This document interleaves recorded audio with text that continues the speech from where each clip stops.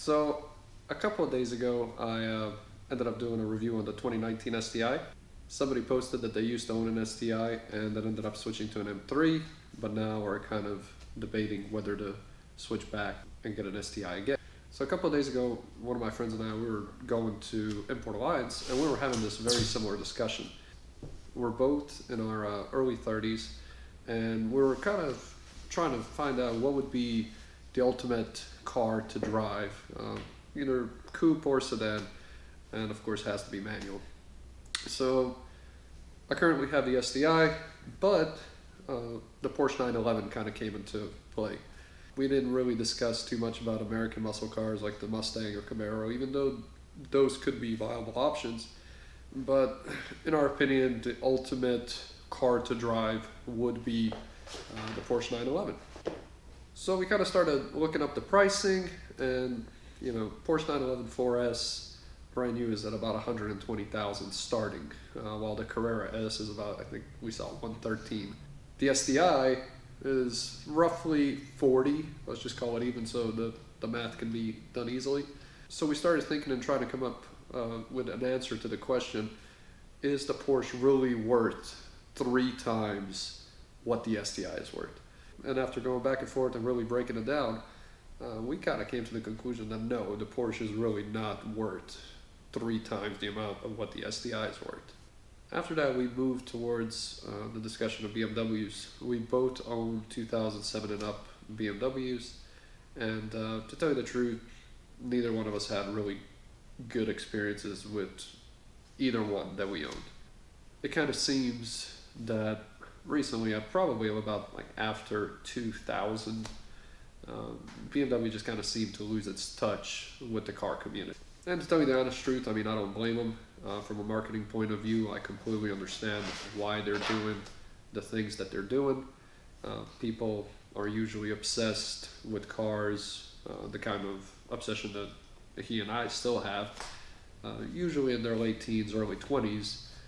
By the time they get into their late 20s, early 30s, families are starting to get formed, a different kind of mindset is starting to develop, and they start moving away from the want of that manual transmission car into something more practical. BMWs and other manufacturers of that sort are betting that by the time you get to that certain age when you can actually afford that car, your passion for the kind of things that we just discussed is going to die down. So after doing what I can only assume is exhaustive marketing analysis, BMW and other manufacturers like Mercedes and Audi most likely came to the following conclusion about their customer base. They're looking for the following qualities in the car and in the following order: luxury, new innovative things, for example, think fragrances in the AC system, and then sportiness. With that kind of market base, that market base changes cars every couple of years, and they're looking for the new latest and greatest kind of type deal. So keeping that in mind, they stopped building a car for the car community and started building a car for the person we just described. At that point, the car guys come in and sweep up those used vehicles, and even though it has a lot of power, a lot of torque, they end up feeling like the vehicle doesn't have that raw feeling like something what the STI still provides. I've said it plenty of times. I sit inside one of those cars and I just feel like it's too luxurious to be a sports car. Something breaks on it, most of the times you can't even work on it yourself. You have to reprogram the computer, you have to do all kinds of things. The kind of equipment that's needed is usually too expensive for a common person to own, so they end up going into dealerships for all their repairs. And to tell you the truth, those companies kind of prefer it that way. Now, Subaru is really not perfect either. I feel like they listen to their customer base to an extent. They created the STI that only comes in the manual transmission so that they can appease that car community that's always pushing for something like that. The car feels raw, it feels mechanical. It has just enough gadgets inside, for example, like the boost gauge, but nothing excessive. It does not have 20 computers like some of these other brands do. But since they have no competition in that kind of category of vehicle, I feel like they're actually slacking a little.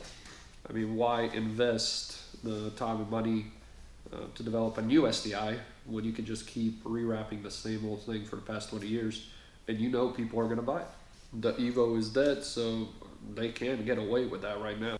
The one thing I kind of thought about is that this kind of approach may actually hurt them in the long run after they release the new engine. Why, you may ask? Well, people are used to that Subaru rumble. And after even the WRX came out, a lot of people were kind of disappointed that it didn't have that signature Subaru rumble that you get from those unequal headers. I think if they end up switching the platform to equal headers, a lot of people are going to say that Subaru has lost its touch, that the old STI is what defined the STI, and this new vehicle might as well be in a category of its own because it doesn't define the STI. But whatever we get with the new STI, I just hope we don't get the same kind of disappointment that we did with the new generation of Supra. I hope that gives you guys some thought. I mean, we've been thinking about this for quite some time. Currently, it literally seems like majority of the car brands have lost their touch with the car community. I just really hope that Subaru doesn't follow suit.